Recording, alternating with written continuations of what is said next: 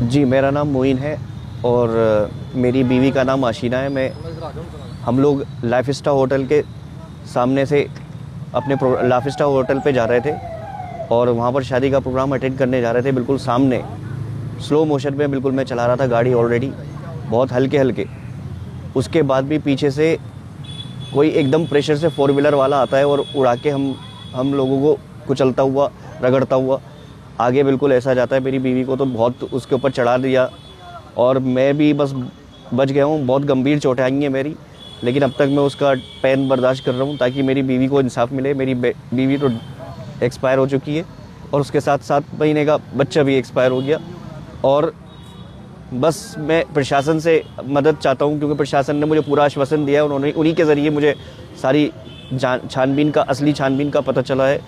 क्योंकि यहाँ पर अभी एक तो अब्दुल वारिस मुजरिम है जिसने मेरे गाड़ी को पीछे से ठोका है। अब्दुल वारिस नाम है उसका। और जो आगे ड्राइव कर रही थी लड़की, जो अब्दुल वारिस जो उसको बता रहा था, सिखा रहा था, तो उस लड़की का नाम जो है वो सोनिया बताया जा रहा है। और सोनिया के साथ वो सोनिया जो है वो 16-17 साल की लड़की है, नाबालिग लड़की भी बताई जा रही है। और बल्कि देखा भी है, विटनेस मेरे पास है यहाँ पर।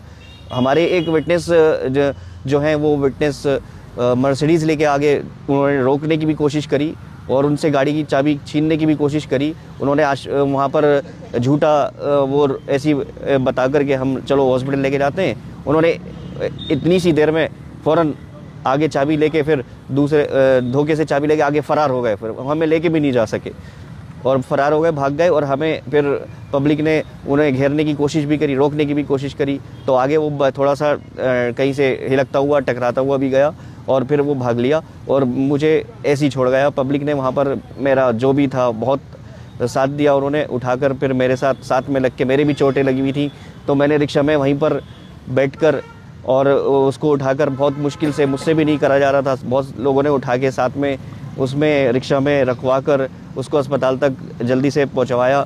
और पहुंचाने के बाद फिर वहाँ पर हम गए तो फिर वहाँ से कॉस्मोस के लिए रेफ़र कर दिया गया। और मेरी बीवी कॉस्मोस के रास्ते जाते ही आधे रास्ते पहुँचने के बाद उसके मुंह से ब्लीडिंग होना शुरू हो गई और वो वहाँ पर पहुँचते ही उसके पास कुछ बॉडी में नहीं रहा, डेथ हो चुकी थी। तो मेरा कहने का यही है मकसद। अब तक तो मैं 3 दिन बहुत सदमे में रहा और कुछ ना छानबीन ज़्यादा कर पाया। बहुत लोगों ने करी इसकी छानबीन, प्रशासन ने बहुत छानबीन भी करी है। और मुझे उन्हीं से उम्मीद है कि हमसे, हमारे एसपी साहब से, कप्तान साहब से भी बात हुई है और आगे भी बड़े कप्तान साहब से भी बात करेंगे, एमडी डीएम साहब से भी बात करेंगे। और उम्मीद है कि एसपी साहब से ने भी काफ़ी हमारी आश्वासन दिया। उन्होंने वहीं पर लोगों को बोला है कि जल्दी से इसको पकड़ो और बंद करो इसको। तो मुझे पूरी उम्मीद है प्रशासन से अपने के मुझे पूरा इंसाफ मिलेगा। और हालांकि वो अभी तक पकड़ा तो नहीं गया है, लेकिन आज उम्मीद पूरी है कि मुझे ज़रूर उनसे ये प्रोटेस्ट इसलिए देने आए कि हमारी ये मेरी ही तरफ से हो रहा है, आशीना की तरफ से हो रहा है, ताकि और हमारे घर वाले हैं सब, और फार्मा एसोसिएशन हमारे फार्मा एसोसिएशन के हैं और अध्यक्ष दीपक शर्मा जी हैं, और प्लस हमारे एमआर एसोसिएशन के भी हैं, क्योंकि मैं भी एक एमआर हूँ। तो सारे लोग मेरे एमआर की टीम के सब जितने भी भाई लोग हैं सब सारे मेरे साथ हैं। और एमआर और सारे मेडिकल एसोसिएशन के भी मेरे साथ हैं। जी, कैंडल मार्च कर रहा हूँ मैं इस टाइम और लोगों को यही संदेश देना भी चाहता हूँ कि आगे जो जिस तरीके से भी ये अपने लोग उल्टे सीधे गाड़ी चलाने के लिए गलत जगहें चुन लेते हैं सिखाने के लिए, तो वो चीज़ ना करें प्लीज़। इससे कई लोगों की जानें जाती हैं और बहुत जानें ऐसी भी जाती हैं जो बेचारे मजबूर होते हैं, उनकी भी चली जाती हैं।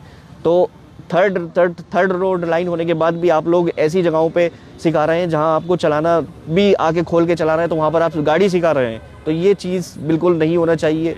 जबकि रामपुर में 4-5 एजेंसियाँ भी हैं सिखाने के लिए और मैदान भी हैं, इतने बड़े बड़े स्टेडियम्स हैं, वहाँ पर जाके सिखाएं। तो 16-17 साल की तो लड़की को सिखाने का 15 लड़की को तो सिखाने का कोई मकसद ही नहीं है वहाँ पर। तो प्लीज़ इसको रोका जाए।